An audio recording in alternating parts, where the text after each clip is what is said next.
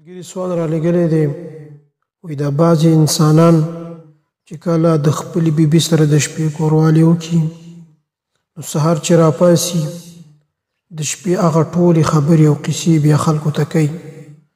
آیا دا شرعاً جایز دی او که نه دی دا جایز؟ نو علماو لیکلي دا کبیره ګناه ده. نبي کریم صلی الله علیه وسلم فرمایي إن من أشر الناس عند الله منزلة يوم القيامة الرجل يفضي إلى امرأته وتفضي إليه ثم ينشر سرها. دلانی فرمای ټول کې شریر انسان هغه دی د الله په نسبانی په ورځ د قیامت چې ته خپلې بیبي سره راتګ وکړي او بیبي دې ته راتګ وکړي او دی چې بیا کله سهار راپاڅېږي نو خلکو ته هغه خبرې کوي.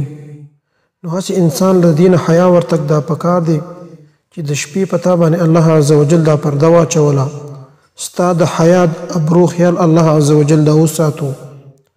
نو ته ولې رالګېږي او هغه خبرې خلکو سره شیر کړي چې الله په تا باندې د هغې پرده اچولې ده؟ نو دا حرام کار دی، دا کبیره ګناه ده او د قیامت په ورځ په ټولو کې ضروري انسان به د الله په نیز باندې څوک چې د خپلې بیبي حل خلکو ته دا وایي. نو دې نه ځان ساتل پکار دي مسلمانانو.